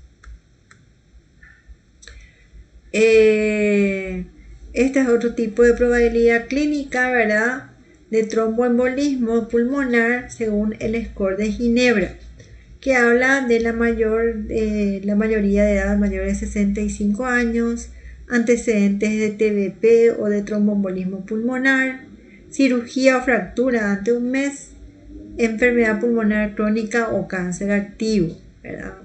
Los síntomas que el paciente haya tenido hemoptisis o dolor unilateral en el miembro inferior. Los signos físicos son la frecuencia cardíaca entre 75 a 94 o mayor a 95 y dolor a la palpación en una vena profunda del miembro inferior y que tenga un edema unilateral. Eso quiere decir que ya es una trombosis venosa profunda. Entonces, esto se calculan los positivos y más de 11 puntos, ¿verdad?, es alto, ¿verdad?, la posibilidad de un tromboembolismo, de 4 a 10 intermedia y de 0 a 3 es baja la probabilidad. Existen pruebas complementarias para hacer el diagnóstico de tromboembolismo pulmonar. Entre ellos tenemos el dímero D, que es un producto de degradación de la fibrina, que se usa también en otras afecciones como por ejemplo el infarto agudo del miocardio. También se puede hallar determinado mediante la técnica de Lisa, ¿verdad? Después está la ecografía Doppler, que puede mostrar las paredes venosas dilatadas, inflamadas, puede mostrar el trombo, puede mostrar si es que está a punto de soltar un émbolo, puede ver el émbolo, puede ver la punta, puede ver, tiene una sensibilidad muy grande. La fleografía, que antes se consideraba el gol estándar para el estudio de las venas, ¿verdad?, se desplazó por el ecodoppler y generalmente no se usa durante un cuadro agudo. La venografía magnética nuclear, ¿verdad?, tiene niveles altos de concordancia, ¿verdad?, con la flegografía, ¿verdad?, no es cruenta, ¿verdad?, pero como tiene un costo elevado todavía no es usado en todos los casos. Entonces la flegografía, cuando se realizaba, para que ustedes tengan una idea, se canalizaban 2 venas en el dorso del pie a través del cual se inyectaba el contraste, ¿verdad? Por supuesto que se anulaba el sistema venoso superficial por medio de 2 garrotes y se inyectaban las venas para que vaya por el sistema venoso profundo, de tal forma que nosotros pudiéramos tener un mapa del sistema venoso profundo. Entonces los defectos de relleno, ¿verdad?, que se pueden ver acá, defecto de relleno, ¿verdad? Esto era el trombo venoso profundo que se podía ver mediante la flebografía. La pletismografía también es un método para estudiar la trombosis venosa profunda, ¿verdad? Y las venas profundas en general, que miden las presiones intracompartimentales del miembro de acuerdo a las insuficiencias. El doble vascular simple, que es el método más utilizado, ¿verdad? En el cual se puede escuchar, ¿verdad?, los sonidos del cierre y apertura de las válvulas, pero agregándole a la ecografía y el color se hace mucho más útil porque uno puede ver mediante la ecografía las paredes venosas, pueden ver las válvulas, puede ver si esas válvulas se cierran o no se cierran, pidiéndole al paciente que haga un valsalva, y puede ver si existen flujos retrógrados o anterógrados cuando se le aplica el color. Bueno, este es un paciente con un síndrome postrombótico, ¿verdad? Por lo menos vemos ver la pierna sana y vemos lo que es la pierna afectada y cómo existen lo que son las varices secundarias, que por supuesto no deben ser operadas. Bueno, ¿cuál es el tratamiento de las enfermedades venosas? Las varices tienen un tratamiento farmacológico. Y actualmente hay controversia sobre la eficacia de los tratamientos farmacológicos tópicos y los sistémicos. Los tónicos venosos que se emplean para aliviar el síndrome varicoso o prevaricoso, que es el dolor y la pesadez de las piernas, pueden aliviar esos síntomas, pero no van a hacer que la evolución retroceda. O sea, si uno ya tiene las varices declaradas, para lo único que va a servir los tónicos venosos es para disminuir el dolor, ¿verdad? ¿Por qué? Porque facilita el retorno venoso, porque tiene acción vasoconstrictora, ¿verdad? Tanto sobre las paredes venosas y las paredes arteriolares. Dentro de este grupo de tónicos venosos se encuentran los derivados del cornezuelo de centeno, ¿verdad? El Ruscus aculeatus y los extractos de castaña de Indias y la rutina. Los fármacos que aumentan la reabsorción de transsudados, como los diuréticos, pueden ser útiles en caso de edema de miembros inferiores por insuficiencia venosa crónica y se sirven como coadyuvantes en las úlceras varicosas porque disminuyen el edema y también la exudación y favorece la cicatrización. Existen otros fármacos que disminuyen la permeabilidad capilar y aumentan la resistencia venosa, que son los bioflavonoides hidrosolubles. Entre ellos tenemos la diosmina, el dorsinato de calcio, que son ricos en vitamina P y que mejoran la sintomatología de los miembros inferiores de forma global, ¿verdad? Otros fármacos que también se usan son el arándano y la minostona. Las medidas de contención más frecuentes son las medias de compresión elástica, ¿verdad? Que vienen en diferentes modelos. Lo que se aconseja generalmente son las que llegan hasta la rodilla, ¿verdad? Se aconseja de compresión ligera para el tratamiento de las varices y para el trabajo en sí, ¿verdad? Y están las que se aconsejan de compresión alta para los linfedemas y para las secuelas del síndrome postrombótico. Generalmente para colocarse las medias, ¿verdad?, se debe colocar al levantarse, ¿verdad? Y se retiran recién cuando el paciente va a acostarse para dormir a la noche. O sea, tiene que tener todo el día y mientras esté trabajando o esté deambulando las medias puestas. Se utilizan entre 3 a 6 meses y después pierden su elasticidad, entonces se tiene que volver a cambiar, pero el paciente que tenga un síndrome postrombótico debe usarlo de por vida. Las de compresión moderada se usa como prevención y para varices moderadas. La de compresión normal, prevención y recurrencia de las úlceras. Y la fuerte, que es para tratamiento de la hipertensión venosa en síndromes postrombóticos, linfodemas y prevención de las úlceras en la pantorrilla. Existe otras medidas de contención, que es el vendaje elástico por medio de las vendas elásticas. Generalmente permite una compresión adecuada si la persona que la venda, ¿verdad? Venda al paciente siempre es la misma y venda a la misma presión. Si no, el pie del paciente va a parecer una morcilla, ¿verdad? Así, acá chiquitito, acá más grande, acá chiquitito, acá más grande. Entonces, siempre tiene que ser la misma compresión.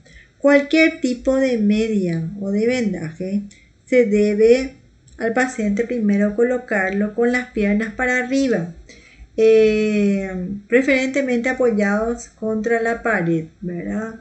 Se espera 7 a 10 minutos que las venas superficiales o varices se vacíen y con las piernas elevadas se coloca las medias elásticas o se le venda de esta forma. Nunca jamás se debe poner una media elástica para varices con las piernas colgando. Lo mismo, nunca jamás se debe colocar una venda elástica para varices sin haber vaciado previamente las venas varicosas y comenzar siempre desde la raíz de los dedos de los pies. Otras medidas profilácticas, ya dijimos que es la elevación también de la cama. Eso generalmente debe hacerse con 2 ladrillos en las patas de las camas, no como se ve acá con almohadas, porque eso produce una tensión a nivel del hueco popliteo que es muy molestoso. Bueno, ¿cuáles son las normas higiénicas dietéticas? Mantener el peso corporal dentro de los límites normales, no el sobrepeso, no estar demasiado tiempo ni de pie ni de sentado, hay que activar, no usar fajas ni ropa muy ajustada, lubricar, usar cremas para las piernas, para los tobillos, para el pie, elevar la piecera de la cama 15 centímetros con ladrillos, no con almohadas. Y de las almohadas se ponen en la cabeza. Uso de calcetines o medias de baja, mediana o alta compresión dependiendo, ¿verdad?, la patología o la magnitud del padecimiento. Realizar frecuentemente ejercicios aeróbicos, evitar el levantamiento de pesas con los pies y el step, evitar la posible ingestión de anticonceptivos o complementos hormonales que tengan, una dosis elevada. No fumar, evitar traumatismo de piernas y pies. Durante el día, si se puede elevar por lo menos 15 minutos los pies a 8 centímetros, ¿verdad? Por 10 minutos está súper.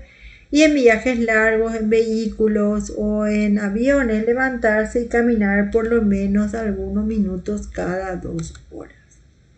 La escleroterapia. La escleroterapia es un tratamiento que se utiliza para las arañitas vasculares, ¿verdad? Es estético, ¿verdad? Se basa en la inyección de una sustancia esclerosante que puede ser el polidocanol, la glucosa hipertónica, ¿verdad? Al 70%. Esto se inyecta dentro de la arañita, el vaso afectado, lo que provoca una tromboflebitis química. Y como es muy pequeñito, entonces se produce una fibrosis y desaparece. Si se inyecta en una vena varicosa grande, lo que va a pasar es que va a provocar un dolor muy intenso y se va a quedar la marca, el cordón varicoso duro, ¿verdad?, por el resto de la vida de la paciente, por la trombosis que le va a provocar. Entonces no se usa por eso en venas grandes, ¿verdad? Se usa la técnica de la microespuma, ¿verdad?, por la cual se inyecta y se produce la escleroterapia, ¿verdad? Estas son las, voy a retroceder. Estas son las venas, ¿verdad?, en la cual se va a producir la escleroterapia. Esta agujita es una aguja 30G y medio que se va a inyectar dentro de las venitas, ¿verdad? Y por medio de eso se va a provocar la esclerosis. Bueno, el tratamiento quirúrgico comienza con la microcirugía. La microcirugía se hace en las venas reticulares.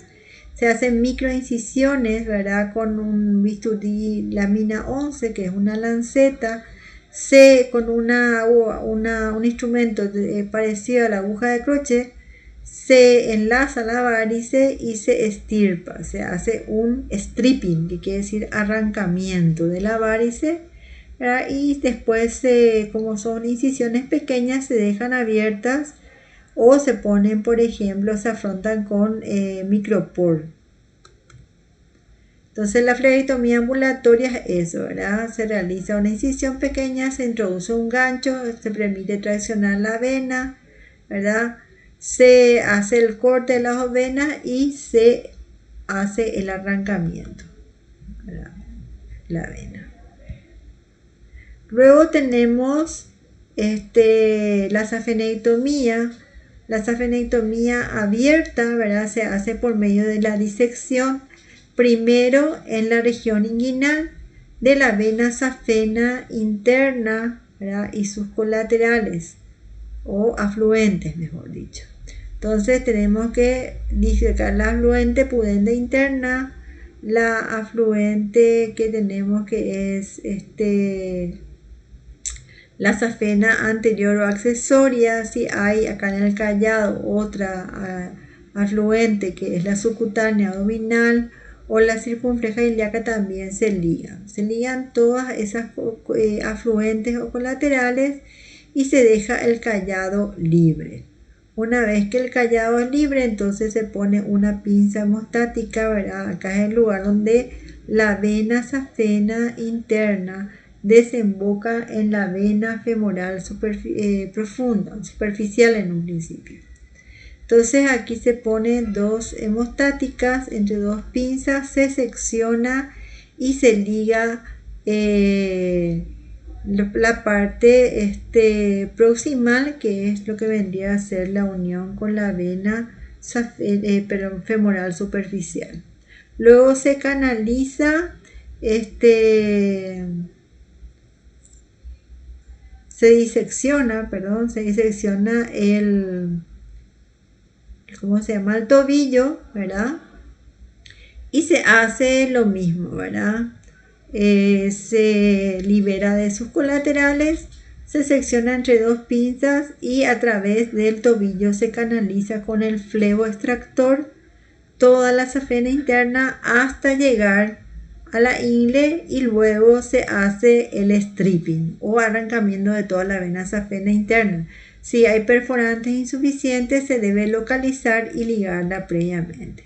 Entonces, en pacientes con insuficiencia de la válvula ostial solo y varices de la safena interna, se hace crosectomía. Crosectomía es la extirpación del callado de la safena interna con ligadura de las afluentes y safenectomía interna.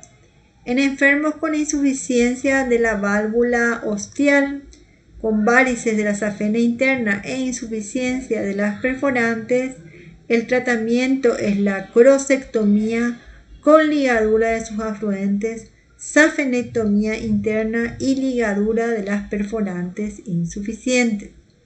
Si en ambos casos existen comunicantes varicosas, se hacen stripping por microincisiones. Entonces ya vimos cómo se disecaba la safena interna en la ingle, ahora es en el tobillo. Se diseca la safena interna, se introduce el flebo extractor a nivel de la región maleolar. Este flebo extractor tiene una cabeza que ya sale en la región de la ingle. Se le coloca, ¿verdad?, la capucha al flebo extractor. Esta capucha es de plástico, pero es filosa, y lo que va a ir haciendo a medida que vamos traccionando es ir seccionando las comunicantes. Entonces se hace salir, ¿verdad? Por la vena safena a nivel de la ingle, se coloca la capucha, se liga la vena alrededor del flebo extractor y luego se hace la extracción de la vena safena interna a nivel del tobillo. Está completa la vena safena interna, ¿verdad? Y luego se cierran las incisiones y se venda siempre con el miembro inferior elevado. Este paciente debe guardar reposo con su vendaje, ¿verdad? Al menos una semana. ¿Para qué eso es? Para que no haya sangrado las comunicantes. Acuérdense que esto fue un arrancamiento. Entonces tiene que reposar y luego comenzar sus actividades en forma paulatina, ¿verdad? Para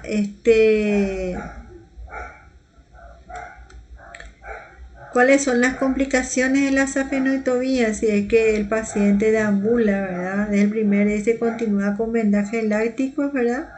El riesgo de complicación grave es de menos del 1%. Puede haber neuralgias, puede haber ¿cómo se llama? Lesión del nervio safeno, ¿verdad? Hematomas e infección. Esas son las complicaciones de la safenoitovía. Y luego está lo actual, que es la cirugía láser, ¿verdad? Que consiste en la obliteración de la vena safena por vía endoluminal. Se hace lo mismo una incisión a nivel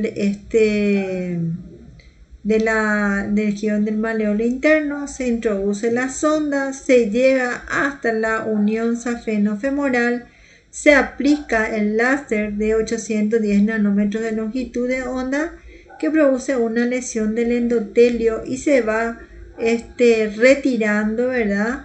Y a medida que se retira, por supuesto, se produce una retracción de las fibras elásticas, del colágeno, se produce una trombosis y obliteración de la luz que finalmente se va a cicatrizar. Y ese es el tratamiento con láser, ¿verdad? El diagnóstico de la trombosis venosa profunda, ya dijimos que es por la autopsia, es lo más 100%, flebografía, eco doppler color y por la clínica.